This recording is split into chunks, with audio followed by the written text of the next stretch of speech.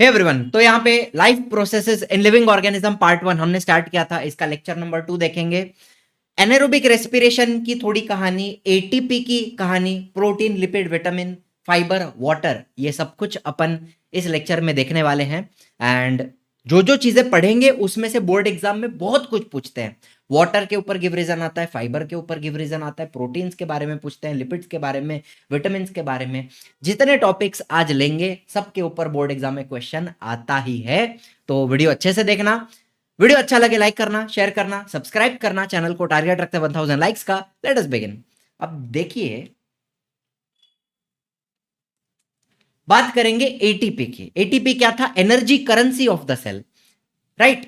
इसके पहले जो glycolysis, Krebs cycle, ETC reaction देखा, उसमें एटीपी बना एट द एंड, एंड उस एटीपी से अपने सेल को एनर्जी मिलती है, बराबर है। तो एटीपी का फुल फॉर्म क्या है? एडेनोजीन ट्राइफॉस्फेट। इसका स्ट्रक्चर आपको बता देता हूं, हालांकि ये आपको ड्रॉ करने एग्जाम में नहीं पूछा जाएगा, सिर्फ दिया है टेक्स्ट बुक में, इसलिए अपन देख लेते हैं, ठीक है। सबसे पहले आता है एडेनिन।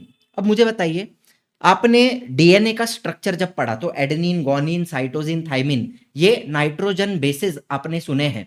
तो एडेनिन वही है नाइट्रोजन बेस जो डीएनए के अंदर प्रेजेंट है, ठीक है। इसके साथ अपन ने लगाया एक राइबोज शुगर लगाया, ठीक है। तो ये जो पूरा स्ट्रक्चर बना एडेनिन प्लस राइबोज शुगर, इसको अपन बोलते हैं एडेनोसिन राइबो न्यूक्लियोसाइड। नाव आहे, टेंशन लेने का नहीं। एडेनोसिन राइबो न्यूक्लियोसाइड किससे किससे बनता है? एडेनिन से और राइबोज शुगर से।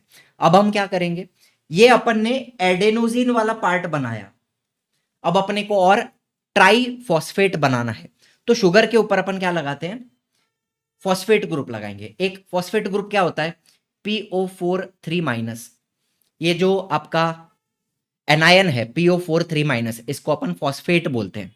तो ऐसे हमें 3 फॉस्फेट ग्रुप लगाने हैं। एक लगा दिया, चलो दूसरा लगाया और तीसरा लगाया, तो ये पूरा स्ट्रक्चर क्या बन गया? Adenosine triphosphate. इसमें एक एडेनाइन नाइट्रोजन बेस आ गया, राइबोज शुगर आ गया, ठीक है। इन दोनों को मिला के एडेनोसिन बना, और बाद में अपन ने 3 फॉस्फेट ग्रुप लगाए, तो ये बन गया एडेनोसिन ट्राइफॉस्फेट। अब इसके अंदर एनर्जी कहां पर है? Energy is stored in the bonds by which phosphate groups are attached to each other. Simple भाषा में बताऊं तो ये जो बॉन्ड आपको दिख रहा है, सेकेंड एंड थर्ड फॉस्फेट के बीच में जो बॉन्ड है, उनको ज्वाइंट किया हुआ है ना, उस बॉन्ड के अंदर एनर्जी स्टोर्ड होती है।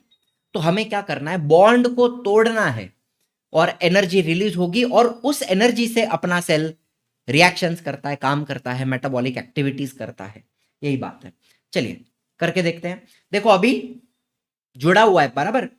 एटीपी पूरा बना हुआ है, तीनों फॉस्फेट ग्रुप जुड़े हुए हैं, तो अपन बोलेंगे पूरा चार्ज्ड है अभी, ठीक है।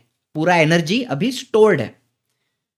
एनर्जी इज डिराइव्ड, हमें एनर्जी कब मिलेगी? By breaking the phosphate bond of ATP.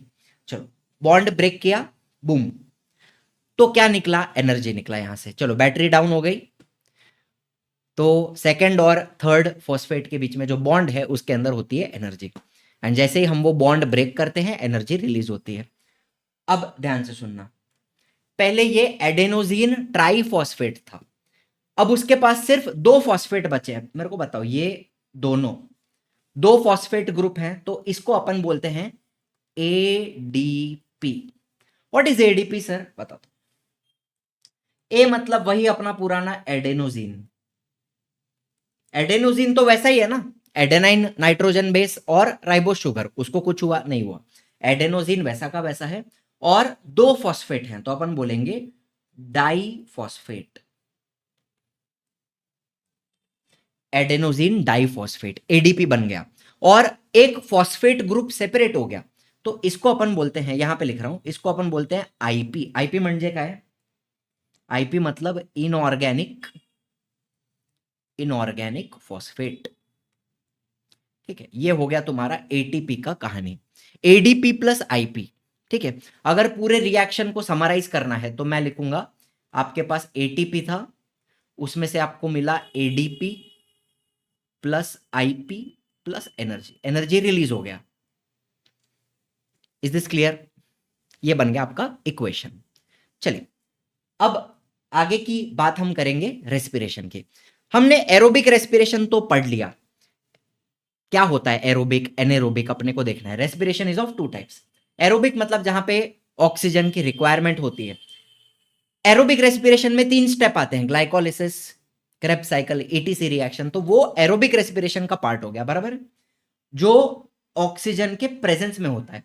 हालांकि ऑक्सीजन कौन से स्टेप में रिक्वायर्ड है?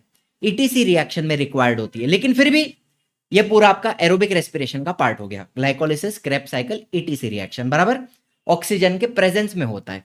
और दूसरा रहेगा एनेरोबिक रेस्पिरेशन, यहां पर ऑक्सीजन की रिक्वायरमेंट नहीं होती है, it takes place in absence of oxygen. ठीक है, ऐसे काफी सारे बैक्टीरिया हैं, काफी सारे ऑर्गेनिजम्स हैं जो बिना ऑक्सीजन के रेस्पिरेशन करते हैं, उनको हम एनेरोबिक ऑर्गेनिजम्स कहते हैं, और उस प्रोसेस को एनेरोबिक रेस्पिरेशन कहते हैं। Are you understanding? चलो, अच्छा एक और बात यहां पे बता दे, मेंशन कर देता हूं कि एरोबिक रेस्पिरेशन में 3 स्टेप था। कौन सा कौन सा? ग्लाइकोलाइसिस, फटाफट देखो चलो, ग्लाइकोलाइसिस, क्रेब्स साइकिल और ईटीसी रिएक्शन।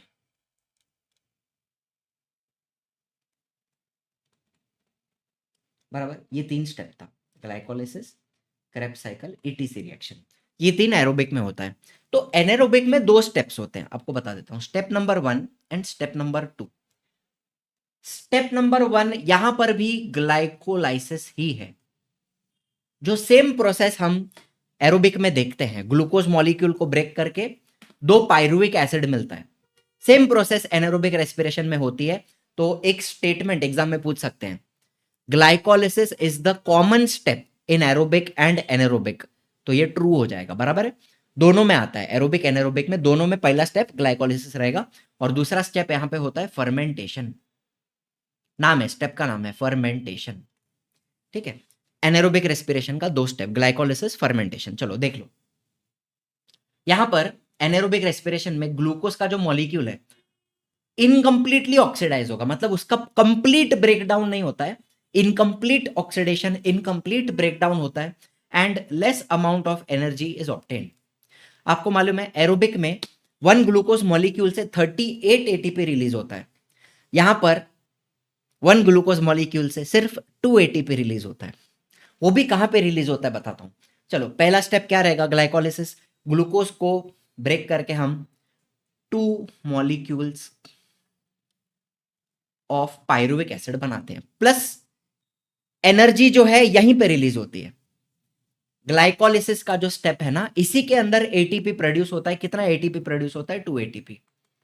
बस अगला जो स्टेप है फर्मेंटेशन, उसमें कोई भी एनर्जी प्रोड्यूस नहीं होती, सिर्फ कन्वर्जन होता है, energy is not produced. Energy इधर ही मिलता है ग्लाइकोलाइसिस वाले स्टेप में, 2 एटीपी। बात समझ में आया? चलो फिर सेकेंड स्टेप, ये जो पायरुविक एसिड है उसको अलग अलग कंपाउंड्स में कन्वर्ट किया जाता है। जैसे for example alcohol plus carbon dioxide में कन्वर्ट हुआ। आपको एग्जांपल भी दे दूंगा। ये जो फर्मेंटेशन है वो अलग अलग ऑर्गेनिजम्स में अलग अलग तरीके से होती है। ठीक है, अब ये एक एग्जांपल है, इसको समझ लो एग्जांपल नंबर 1। ठीक है, तो यहां पर पायरुविक एसिड को हमने एल्कोहल और CO2 में कन्वर्ट किया। तो ये किस में होता है? ये होता है ईस्ट में। ईस्ट समझते हो आप? यूनिसेल्यूलर फंगस जो है, सैकेरोमाइसिस, जो ब्रेड प्रोडक्शन में, अल्कोहल प्रोडक्शन में यूज किया जाता है, तो उसके अंदर पायरुविक एसिड को अल्कोहल और CO2 में कन्वर्ट किया जाता है। ठीक है, और दूसरा एग्जांपल ले लो, एग्जांपल नंबर 2। एक और एग्जांपल, तो इसमें पायरुविक एसिड को हमने लैक्टिक एसिड में कन्वर्ट किया। ये कहां पर होता है? ये अपने मसल के सेल्स में होता है। मसल सेल्स अपने अंदर, अपने जो मसल्स हैं उनके अंदर भी ये एनारोबिक रेस्पिरेशन होता है। कैसे होता है आपको बताऊंगा आगे। चलो, इज दिस क्लियर? चलो, फिर एग्जाम में एक गिव रीजन बहुत बार पूछते हैं कि काफी सारे हायर प्लांट मतलब developed plants, animals and even aerobic micro organism also perform anaerobic respiration. काफी सारे डेवलप्ड प्लांट्स, डेवलप्ड एनिमल्स और एरोबिक माइक्रोब्स। एरोबिक माइक्रोब मतलब जो एरोबिक रेस्पिरेशन करते हैं, ये लोग भी कभी कभी एनारोबिक रेस्पिरेशन कर सकते हैं instead of aerobic respiration if there is depletion in oxygen level in the surrounding. मतलब अपने एनवायरमेंट में, अपने आसपास ऑक्सीजन की कमी हो गई, ऑक्सीजन में डिप्लीशन आ गया, डिप्लीशन मतलब कमी हो गई, तो higher plant, higher animals and aerobic microbes, ये लोग भी कभी कभी एनारोबिक रेस्पिरेशन कर सकते हैं। चलो इतना बात समझ में आ गया। पहला स्टेप ग्लाइकोलिसिस, उसमें ग्लूकोज को कन्वर्ट करेंगे into 2 molecules of pyruvic acid plus energy release होगा कितना, 2 एटीपी। अगला स्टेप क्या है, फर्मेंटेशन। फर्मेंटेशन अलग अलग ऑर्गेनिजम्स में अलग अलग तरीके से होता है। पायरुविक एसिड को अल्कोहल और CO2 में कन्वर्ट किया जा सकता है, ये किस में होता है, ईस्ट में होता है। पायरुविक एसिड को लैक्टिक एसिड में कन्वर्ट किया जा सकता है, किस में होता है, मसल सेल्स में। और गिव रीजन की शुरुआत यहां से होती है। ऑक्सीजन के कमी की वजह से काफी प्लांट्स, एनिमल्स और एरोबिक माइक्रोब्स, ये लोग भी एनारोबिक रेस्पिरेशन कर सकते हैं। चलो अभी देखो, जो भी बच्चे पर्सनली पढ़ना चाहते हैं स्मॉल बैच के अंदर, तो आरएम 6 आपके लिए है। फुल टीम ऑफ टीचर्स है, सारे सब्जेक्ट आ जाते हैं, संस्कृत भी आ जाता है, ठीक है, एंटायर भी आता है, कंपोजिट भी आता है, हिंदी भी आता है, मराठी भी आता है, English medium, semi English medium दोनों रहेगा यहाँ पे, इंग्लिश प्लस सेमी।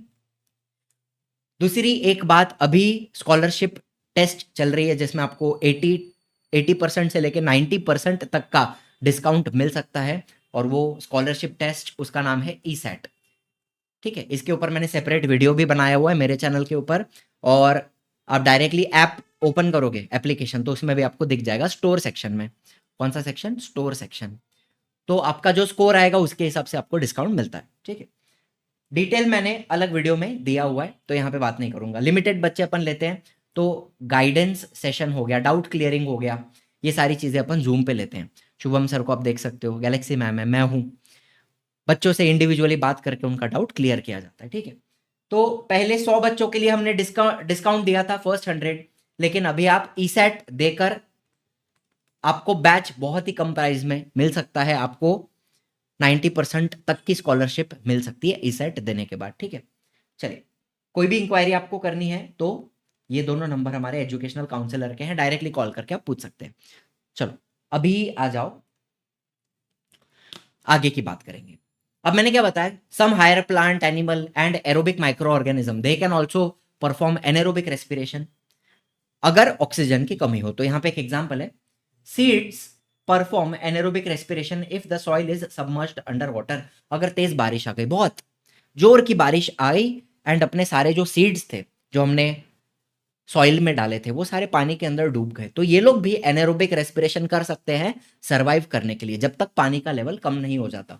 बाद में फिर से एरोबिक रेस्पिरेशन करेंगे, लेकिन जब तक पानी में डूबे हुए हैं एनारोबिक रेस्पिरेशन करेंगे।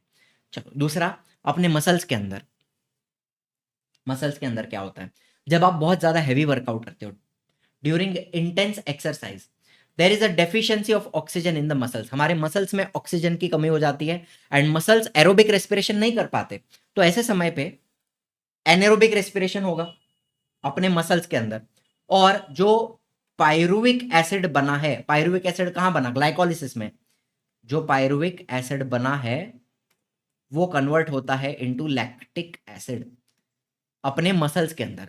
जब हम हैवी एक्सरसाइज करते हैं, जब ऑक्सीजन की कमी हो जाती है, तब ये प्रोसेस होती है, एंड ये लैक्टिक एसिड एक्यूमुलेट मतलब जमा हो जाता है आपके मसल्स के अंदर, due to which you feel tired. अगर आपने कभी वर्कआउट किया है, जिम किया है, थोड़ा थोड़ा 10-12 रेपिटेशन करने के बाद जलन होने लगती है, तो जलन होती है, पेन होने लगता है, क्यों होता है, बिकॉज लैक्टिक एसिड जमा हो जाता है। बाद में हम डंबल्स रख देते हैं, वजन नीचे रख देते हैं, थोड़ा सा रेस्ट करते हैं, उतने में वो लैक्टिक एसिड वहां से फिर से रिमूव हो जाता है। इसलिए अपन 1 मिनट का रेस्ट लेते हैं, 1 मिनट या 1.5 मिनट का, फिर से अपन सेकंड सेट करते हैं, फिर से वजन उठाते हैं, और फिर से जलन होने लगती है, मतलब सेम प्रोसेस रिपीट होती है। Are you understanding? Lactic acid बनता है, लेकिन बाद में रेस्ट लोगे तब तक वो फिर निकल जाएगा वहां से। Are you understanding? ये प्रोसेस आपके मसल्स में होती है। चलो यहां पर भी आ गया, pyruvic acid converted to lactic acid. चलो अभी एक फ्लो चार्ट आपको बता रहा हूं, ये भी आपके एग्जाम में पूछा जा सकता है, फटाफट देख लेंगे। Anaerobic respiration in living organisms, ठीक है, ये फ्लो चार्ट किसका है, एनारोबिक रेस्पिरेशन का।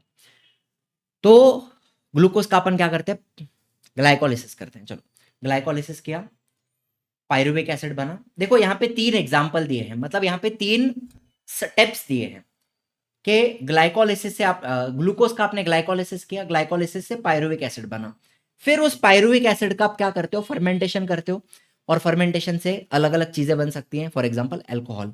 ये किस में बनता है, ये ईस्ट में बनता है। तो ये हो गया एक एग्जाम्पल, एग्जाम्पल 1 की तरह, ठीक है।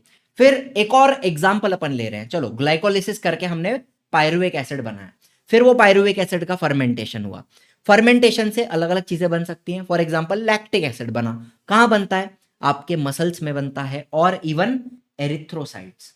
एरिथ्रोसाइट्स क्या होते हैं, रेड ब्लड सेल्स, आपके शरीर में खून के अंदर जो आरबीसी होता है उसको एरिथ्रोसाइट कहा जाता है, उसके अंदर भी एनारोबिक रेस्पिरेशन होता है और लैक्टिक एसिड बनता है, बराबर। ये हो गया समझ लो एग्जाम्पल नंबर 2, ठीक है। यहां पे 3 एग्जाम्पल्स दिए हुए हैं, एग्जाम्पल नंबर 2, ठीक। और एक एग्जाम्पल दिया है, चलो ग्लूकोज का ग्लाइकोलिसिस किया, पायरुविक एसिड मिला, पायरुविक एसिड का फर्मेंटेशन किया, फर्मेंटेशन से अलग अलग चीजें बन सकती हैं, फॉर एग्जाम्पल विनेगर बन सकता है, विटामिन बन सकते हैं। ये कौन बनाता है, अलग अलग प्रकार के माइक्रो ऑर्गेनिजम्स, अलग अलग प्रकार के बैक्टीरिया, फंगस, ये काम करते हैं। तो यहाँ पे ये हो गया आपका एग्जाम्पल नंबर 3। तो यहाँ पे 3 एग्जाम्पल्स दिए हुए हैं कि फर्मेंटेशन से क्या क्या बनाया जा सकता है। देखो बिल्कुल भी ये चार्ट से आपको डरने की जरूरत नहीं है। मुझे बताओ, यहां तक सब कुछ सेम है, ये ग्लाइकोलिसिस हुआ, फर्मेंटेशन हुआ, इतना तो सब में सेम है, बस 3 एग्जाम्पल है। अल्कोहल बन रहा है, विनेगर, विटामिन, लैक्टिक एसिड।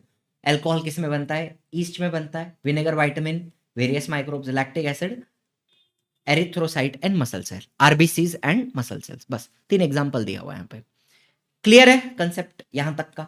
चलो फटाफट आगे बढ़ेंगे प्रोटीन्स की तरफ।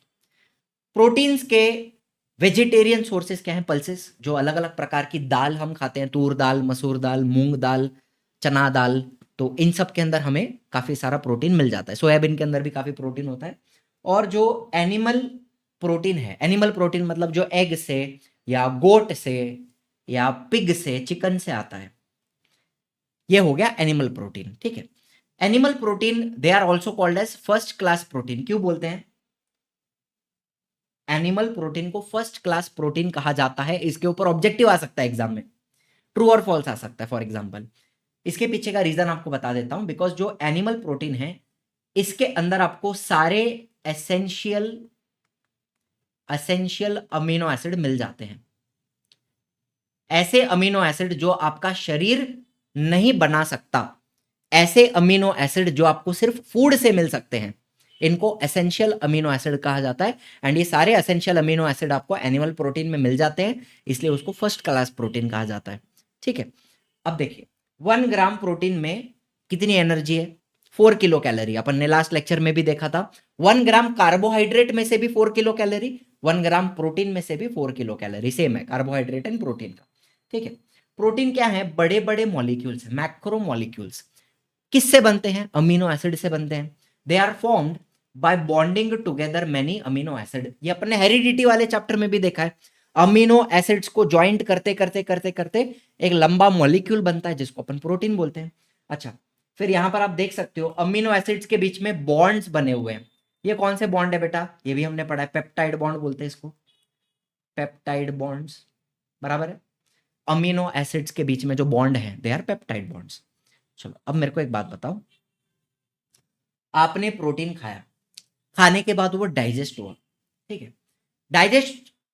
डाइजेस्ट होने के बाद क्या होगा, जो पेप्टाइड बॉन्ड है अमीनो एसिड के बीच में वो सारे ब्रेक हो जाएंगे एंड सारे अमीनो एसिड सेपरेट हो जाएंगे, ठीक है, इस तरीके से, ठीक है। तो प्रोटीन्स के डाइजेशन से आपको क्या मिलता है, अमीनो एसिड। फिर ये अमीनो एसिड आपके ब्लड में एब्जॉर्ब हो जाएगा। डाइजेशन के बाद जो अमीनो एसिड्स हैं वो इंटेस्टाइन से ब्लड में एब्जॉर्ब होते हैं। ध्यान से सुनना, these amino acids they are absorbed in the body, blood में एब्जॉर्ब हो गए एंड दे आर ट्रांसपोर्टेड, पूरे शरीर में हर एक सेल के अंदर इन अमीनो एसिड्स को पहुंचाया जाएगा। They are transported to each organ and cell via blood, खून के माध्यम से, ब्लड से ये सारे अमीनो एसिड हर एक ऑर्गन में, हर एक सेल में पहुंचाए जाते हैं, ठीक है। अब मुझे बताइए हर एक सेल के अंदर प्रोटीन्स बनाने पड़ेंगे, मुझे बताओ। एक कहानी बताता हूं आपको, यहां पे देखो, आपने प्रोटीन खाया, प्रोटीन का डाइजेशन हुआ, डाइजेशन से आपको क्या मिला, अमीनो एसिड्स, ठीक है, अमीनो एसिड्स। फिर ये अमीनो एसिड्स एब्जॉर्ब हो गए ब्लड में, एब्जॉर्ब्ड इन ब्लड, बराबर। फिर they are transported to all cells, शरीर के हर एक सेल में इन अमीनो एसिड को पहुंचाया जाएगा। अब मुझे बताओ, हर एक सेल के अंदर नए प्रोटीन्स बनाने हैं, नया नया प्रोटीन बनाना पड़ता है सेल के अंदर, तो वो प्रोटीन्स बनाने के लिए मुझे रॉ मटेरियल चाहिए। तो वो रॉ मटेरियल क्या रहेगा, यही अमीनो एसिड रहेंगे जो मुझे फूड से मिले हैं। Are you understanding? मेरे शरीर के अंदर भी प्रोटीन्स बनते हैं, तो वो प्रोटीन्स बनाने के लिए मुझे अमीनो एसिड कहां से मिलता है, फूड से मिलता है जो डाइजेस्ट हुआ। Are you understanding? तो ये अमीनो एसिड हर एक सेल में पहुंचा, cell will make its own proteins from these amino acids, ठीक है। सेल्स के अंदर अलग अलग प्रोटीन बनेंगे फ्रॉम these अमीनो एसिड्स, जो हमने फूड से पाए हैं, मिले हैं, अपने को खाने से मिले हैं। Are you understanding? ये कहानी अपने को समझनी है। अब देखो, जो अमीनो एसिड यूज हो गए प्रोटीन बनाने के लिए वो ठीक है, लेकिन जो एक्स्ट्रा, अगर आपने बहुत प्रोटीन खाया तो जो एक्स्ट्रा अमीनो एसिड आपके शरीर के अंदर है उनको स्टोर नहीं किया जा सकता, ठीक है। जैसे आपके शरीर में कार्बोहाइड्रेट स्टोर होता है, फैट्स को भी स्टोर किया जा सकता है, लेकिन अमीनो एसिड को स्टोर नहीं कर सकते। आपने अगर बहुत प्रोटीन खाया तो जो एक्स्ट्रा अमीनो एसिड हैं they are broken down, and amino acid के ब्रेकडाउन से आपको मिलता है ammonia, and it is eliminated out of the body. अब आपको एक कहानी बताता हूं, ये जो ब्रेकडाउन है ये कहां पर होता है, लिवर के अंदर होता है, लिवर के अंदर। तो पहले अमीनो एसिड्स को ब्रेक करके आपको मिलेगा अमोनिया, और अमोनिया बहुत ही ज्यादा हार्मफुल है, तो उसको कन्वर्ट करना पड़ता है। अमोनिया को एज इट इज नहीं रख सकते, ये पूरा प्रोसेस किधर हो रहा है, लिवर के अंदर हो रहा है। तो अमोनिया को कन्वर्ट करके यूरिया बनाया जाता है, और बाद में वो यूरिया से बनता है यूरिन, और यूरिन के फॉर्म में ये बाहर आ जाएगा। Are you understanding? तो यूरिया कहां से आता है, यहां से आता है, अमीनो एसिड्स के ब्रेकडाउन से अमोनिया बना, अमोनिया को कन्वर्ट करके यूरिया बना, और यूरिया से आगे जाके बनता है यूरिन, जो हम बाहर रिलीज कर देते हैं। Are you understanding? चलो, एंड कभी कभार जो एक्स्ट्रा अमीनो एसिड्स हैं, देखो, if necessary excess of proteins, यहां पे प्रोटीन लिखा है लेकिन एक्चुअली में अमीनो एसिड्स की बात हो रही है, लेकिन ठीक है, जैसा टेक्स्ट बुक में दिया है वैसा आप पढ़ो। अगर जरूरत पड़ी तो एक्स्ट्रा प्रोटीन्स, इनको हम कन्वर्ट कर सकते हैं इनटू ग्लूकोज, ठीक है, और बाद में उसको अपन लिवर के अंदर स्टोर कर सकते हैं। ये प्रोसेस भी लिवर के अंदर ही होती है टेक्निकली, ठीक है। जो एक्स्ट्रा प्रोटीन है जो आपने खाया उनको कन्वर्ट किया जा सकता है इनटू ग्लूकोज एंड स्टोर किया जाएगा लिवर के अंदर। Are you understanding? ठीक है, this process is called gluconeogenesis. बस याद रख लेना, ग्लूकोनियोजेनेसिस, एक्स्ट्रा प्रोटीन्स को ग्लूकोज में कन्वर्ट किया एंड स्टोर किया बॉडी के अंदर, दैट्स इट, ग्लूकोनियोजेनेसिस। चलो, एक आखिरी बात यहां पे बताइए, plants produce necessary amino acids from minerals de novo. De novo का मतलब क्या है, देखो, प्लांट्स तो खाना नहीं खाते, वो लोग अपना खाना खुद बनाते हैं, तो उनको भी जो अमीनो एसिड्स चाहिए, प्लांट के अंदर भी प्रोटीन बनते हैं, तो प्लांट्स अपना अमीनो एसिड खुद बनाता है। प्लांट क्या करता है मुझे बताओ, बेचारा प्लांट क्या करेगा, एब्जॉर्ब्स मिनरल्स फ्रॉम सॉइल, बराबर बात है, सॉइल से मिनरल एब्जॉर्ब करेगा एंड बाद में वो मिनरल्स का यूज करके अमीनो एसिड खुद के खुद बनाएगा, ठीक है। Make new amino acids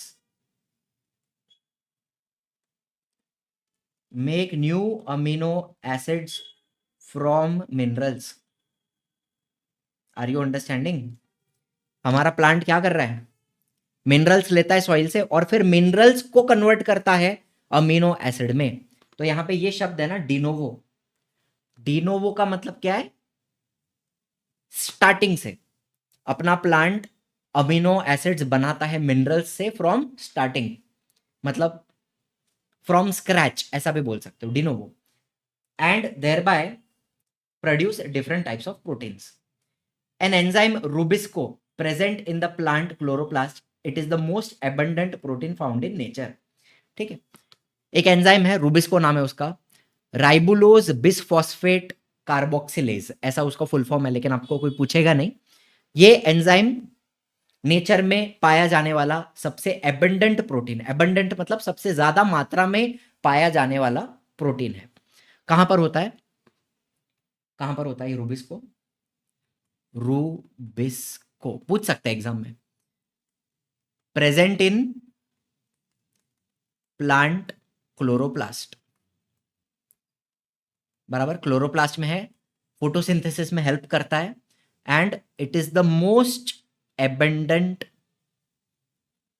protein in nature. सबसे ज्यादा पाया जाने वाला प्रोटीन कौन सा है दुनिया में? दुनिया में मतलब नेचर में, तो दैट इज रूबिस्को। चलो क्लियर हो गया। और प्लांट्स अपने अमीनो एसिड स्टार्टिंग से बनाते हैं, खुद बनाते हैं फ्रॉम द मिनरल्स जो वो सॉइल से एब्जॉर्ब करते हैं। चलो फिर ये चार्ट बहुत इंपॉर्टेंट।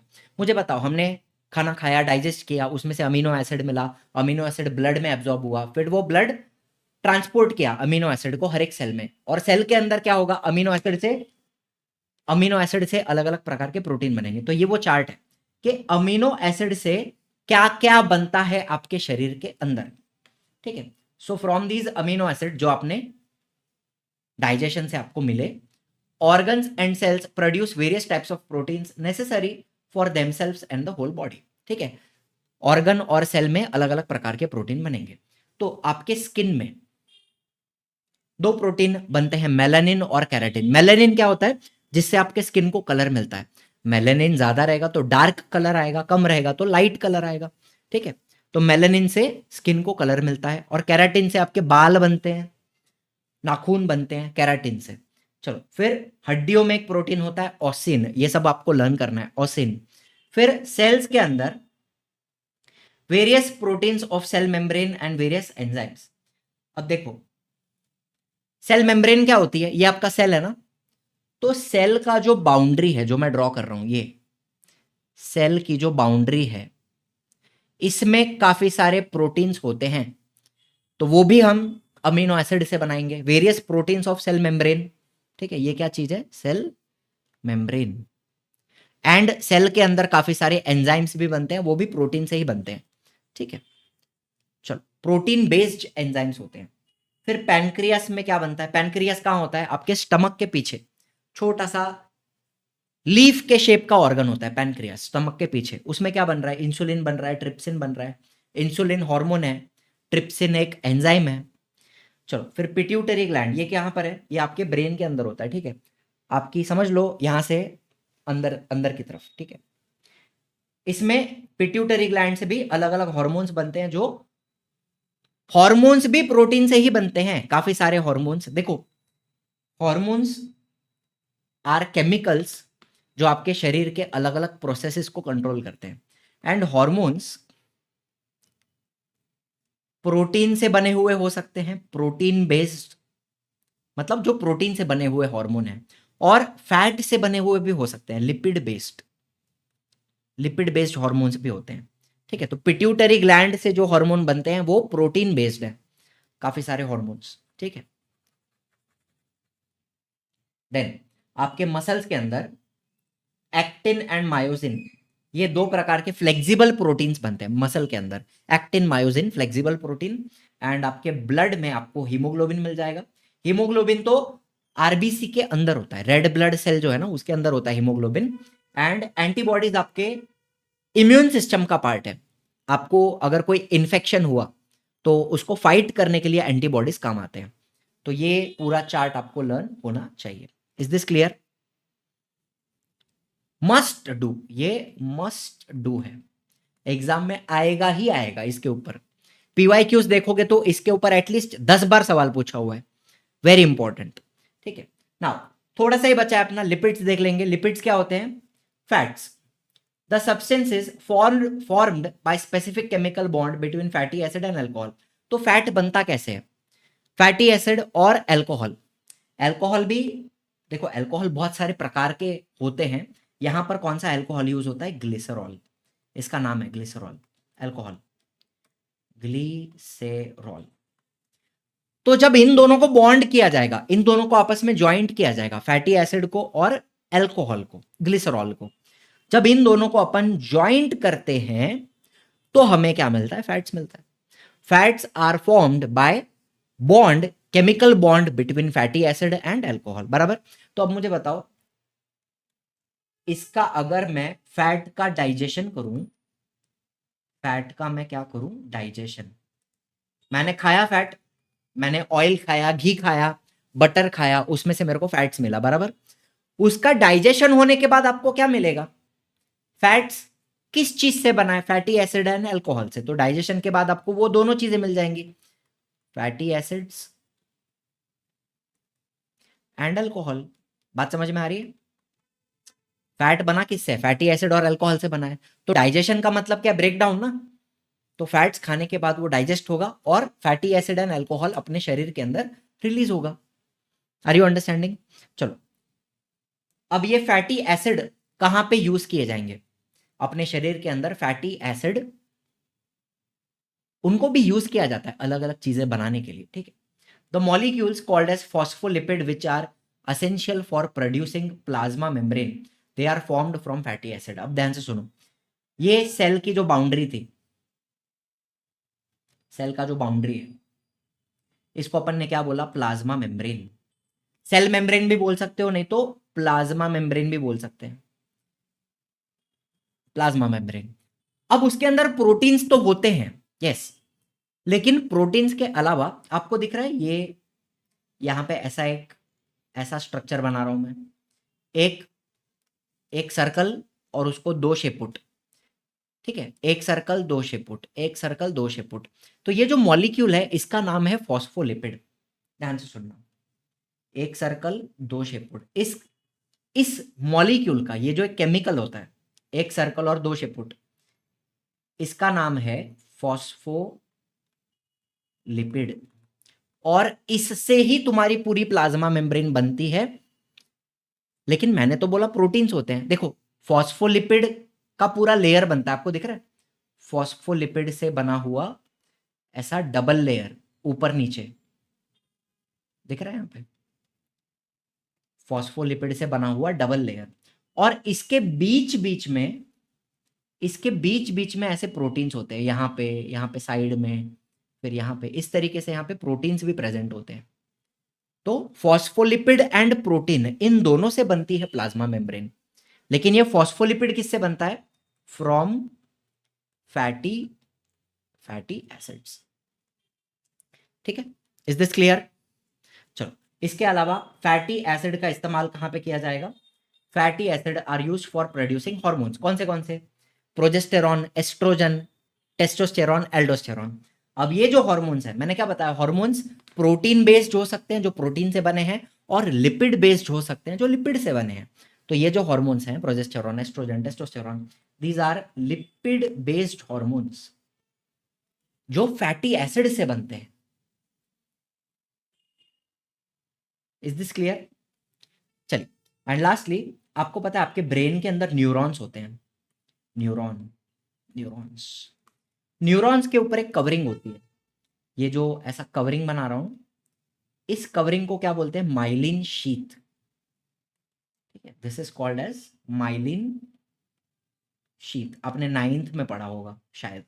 तो ये माइलिन शीथ भी किससे बनती है? फैटी एसिड से बनती है। ठीक है, तो आपके ब्रेन में भी काफी सारा फैटी एसिड्स, फैट्स प्रेजेंट होता है, राइट? न्यूरॉन्स के ऊपर की covering, myelin sheath. And 1 gram protein से कितना एनर्जी मिलता है?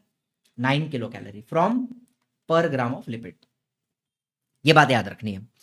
1 ग्राम लिपिड से 9 किलो कैलोरी एनर्जी मिलता है, कार्बोहाइड्रेट और प्रोटीन से 4 किलो कैलोरी, लिपिड से 9 किलो कैलोरी, एग्जाम में पूछ सकते हैं।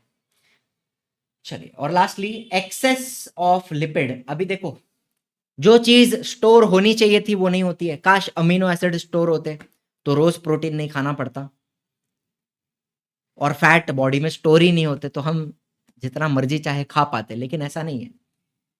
चर्बी स्टोर हो जाती है, लिपिड जो है फैट वो स्टोर हो जाते हैं, आराम से आपके शरीर में स्टोर होते हैं। Excess of lipid are stored in adipose connective tissue in the body. Adipose connective tissue मतलब बेसिकली आपकी जो चर्बी है आपके शरीर में, चर्बी, उसको एडिपोज कनेक्टिव टिश्यू कहा जाता है, उसके अंदर ये लिपिड्स स्टोर होते हैं। ठीक है, चलो फटाफट बात करेंगे विटामिन की। बस 2-3 टॉपिक हैं, विटामिन, फाइबर एंड वाटर, इतना पर कवर करेंगे। सेल डिवीजन का पूरा टॉपिक लेक्चर नंबर 3 में देखेंगे। विटामिन में क्या क्या आ जाएगा? Vitamin are heterogeneous group of compound. Heterogeneous मतलब क्या? अलग अलग प्रकार के विटामिन है, A B C D E के, ये सारे विटामिन अलग अलग प्रकार के केमिकल्स हैं। ठीक है, रिलेटेड नहीं है, अलग अलग प्रकार के डिफरेंट डिफरेंट केमिकल्स हैं, इसलिए हम इनको हेट्रोजिनस ग्रुप बोलते हैं। हेट्रोजिनस का बेसिक मतलब क्या निकल के आता है कि all vitamin are different chemicals. ठीक है, सारे जो विटामिन है वो अलग अलग प्रकार के केमिकल्स हैं, इसलिए इनको हेट्रोजिनस ग्रुप कहा गया है। And definitely they are essential for proper operation of various processes in the body. शरीर के अलग अलग प्रोसेसेस करने के लिए कंपलसरी है। विटामिन का अगर कमी हुआ तो अलग अलग प्रकार की बीमारियां होती हैं, डिसऑर्डर्स होते हैं। अब देखो, मेजर 6 टाइप्स ऑफ विटामिन हैं, A B C D E के, बराबर, A B C D E के 6 टाइप के विटामिन हैं, उसमें भी अपन ने 2 ग्रुप्स बनाए हैं।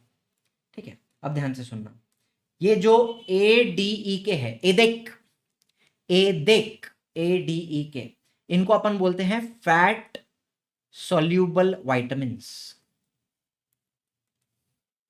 बिकॉज ये फैट के अंदर डिसॉल्व होते हैं। फॉर एग्जांपल ऑयल है, घी है, इनके अंदर ये लोग डिसॉल्व हो जाते हैं, फैट के अंदर डिसॉल्व हो जाते हैं, इनको फैट सॉल्यूबल विटामिन्स कहा जाता है। एंड जो बी एंड सी है, बी सी, इनको वाटर सॉल्यूबल विटामिन्स कहा जाता है। ठीक है, तो ये 2 ग्रुप आपको समझ में आ गए। टोटल 6 विटामिन है A B C D E के, उसमें 2 ग्रुप बन गए, fat soluble, water soluble, fat soluble, water soluble. Water soluble मतलब जो पानी में डिसॉल्व होते हैं, फैट सॉल्यूबल मतलब जो फैट में डिसॉल्व होते हैं। अब एक आखिरी बात याद रखना, NADH2 याद है आपको, नाड़ू। नाड़ू को बनाने के लिए आपको एक विटामिन की जरूरत होती है, उसका नाम है निकोटिनामाइड। निकोटिनामाइड, ठीक है। वैसे मुझे बताओ, नाड़ू का फुल फॉर्म क्या था? निकोटिनामाइड एडेनाइन डाई न्यूक्लियोटाइड, बराबर, तो उसके नाम में ही आ रहा है ना निकोटिनामाइड। एंड निकोटिनामाइड कौन सा विटामिन होता है? It is vitamin B3। चलो और एक बात बताऊंगा, जो अपना फाड़ू है FADH2, उसको बनाने के लिए भी एक विटामिन चाहिए, उसका नाम है राइबोफ्लेविन। अब मुझे बताओ, फाड़ू का full form flavin adenine dinucleotide, तो उधर भी नाम में आ रहा है ना फ्लेविन, तो राइबोफ्लेविन याद रख सकते हो। नाड़ू बनाने के लिए निकोटिनामाइड, फाड़ू बनाने के लिए राइबोफ्लेविन। अब राइबोफ्लेविन कौन सा विटामिन है? B2। अब ये मैं कैसे याद रखता हूं B3 B2? देखो, नाड़ू से 3 ATP मिलता है, ट्रिक है मेरा ये। नाड़ू से कितना ATP मिलता है? 3 ATP। तो निकोटिनामाइड कौन है? B3, 3। और फाड़ू से कितना ATP मिलता है? 2 ATP। तो राइबोफ्लेविन कौन है? B2, 2। तो ऐसे मैं याद रखता हूं, 3 ATP तो B3, 2 ATP तो B2, ट्रिक है वो मेरा, ठीक है। निकोटिनामाइड एंड राइबोफ्लेविन याद रखेंगे इतना, नाड़ू फाड़ू। Fat soluble, water soluble clear हो गया। चलो बस फटाक से अभी खत्म करते हैं। आपके शरीर में कितना पानी है? 65 to 70% वाटर होता है आपके शरीर में। Water is very important. Water से कोई एनर्जी नहीं मिलती आपको, लेकिन अगर नहीं होगा तो मौत हो जाएगी तुरंत।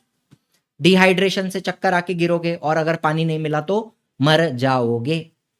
पानी जरूरी है, 70% आपका बॉडी वाटर है। आपके सेल के अंदर देखो, आपका जो खून है ना, खून में भी 90% वाटर ही होता है। ब्लड में भी, ब्लड इज अ लिक्विड ना, तो ब्लड में भी 90% क्या वाटर है। देन हर एक सेल के अंदर 70% वाटर होता है। आपका शरीर भी 70% वाटर है, तो इमेजिन करो हर एक सेल के अंदर भी 70% वाटर है ऑफ इट्स वेट। ब्लड में 90% वाटर है। Therefore water is also a very important nutrient. अगर पानी की कमी हुई तो डिहाइड्रेशन हो जाएगा। If there is deficiency of water, functioning of tissues, thereby functioning of body will be disturbed। बेहोश आके गिरोगे और मर भी जाओगे पानी नहीं मिला तो। चलो लास्ट में आता है फाइबर। फाइबर से भी कोई एनर्जी नहीं मिलती, फाइबर को हम डाइजेस्ट भी नहीं कर सकते, लेकिन जरूरी है। क्यों है बताता हूं। कहां कहां से मिलेगा, लीफी वेजिटेबल्स है ना, फिर अलग अलग प्रकार के फ्रूट्स हम खाते हैं, सीरियल्स हम खाते हैं, धान्य खाते हैं, इसमें से भी अपने को फाइबर मिलता है। ठीक है, हम फाइबर को डाइजेस्ट नहीं कर सकते, we can not digest, but it is required in the digestion of other nutrient. दूसरे न्यूट्रिएंट्स के डाइजेशन में ये हेल्प करता है। ठीक है, बाकी न्यूट्रिएंट्स जो है जैसे प्रोटीन है, कार्बोहाइड्रेट्स है, उनका प्रॉपर डाइजेशन हो उसमें ये हेल्प करता है। And it is also required in removal of waste product in the form of faeces. अब आपको एक बात बताता हूँ, चलो फॉर एग्जाम्पल समझ लो ये आपकी स्मॉल इंटेस्टाइन है, पता है आपको स्मॉल इंटेस्टाइन, ये स्टमक है, स्टमक। और ये वाली जो दिख रही है बड़ी वाली, ये वाली पूरी, ये क्या है, लार्ज लार्ज इंटेस्टाइन। चलो अभी समझ लो ये आपका पॉटी बन रहा है, पॉटी। ठीक है, तो फाइबर क्या करता है, समझ लो ये फाइबर है, तो फाइबर उस पूरे पॉटी को इकट्ठा करने का काम करता है, और आपके लार्ज इंटेस्टाइन के अंदर वो चिपकना नहीं चाहिए। काफी बार अगर आपने फाइबर नहीं खाया तो जो आपका पॉटी है वो आपके स्मॉल इंटेस्टाइन में, लार्ज इंटेस्टाइन में अलग अलग जगहों पे चिपक जाता है, साफ नहीं होता, पेट साफ नहीं हो रहा है। तो फाइबर का काम है सारी चीजों को इकट्ठा करना और बराबर सब कुछ एक साथ मिल करके यहां से बाहर आ जाना चाहिए। Are you understanding. ये क्या है इधर, एनस, यहां से सब पॉटी बाहर आ जाएगी। तो ये जो प्रोसेस है, पॉटी का जो प्रोसेस होता है, इसको कहते हैं इजेशन। इजेशन, और प्रॉपर इजेशन के लिए फाइबर इज नेसेसरी। समझ में आ गई मेरी बात। So it is required in removal of waste product in the form of faeces. Faeces का मतलब क्या, क्या बताऊं अभी आपको, फीसिस का मतलब पॉटी। ठीक है, चलो तो बस इसी के साथ यहाँ पे होता है अपना लेक्चर समाप्त। फाइबर का टॉपिक इंपॉर्टेंट है, वाटर का टॉपिक इंपॉर्टेंट है, विटामिन, प्रोटीन, एवरीथिंग, सारे टॉपिक आज जितने भी पढ़े सबके ऊपर एग्जाम में क्वेश्चन आता ही आता है। ठीक है, thank you so much for watching, I will see you in the next one. Tata bye bye, जय हिंद, जय महाराष्ट्र।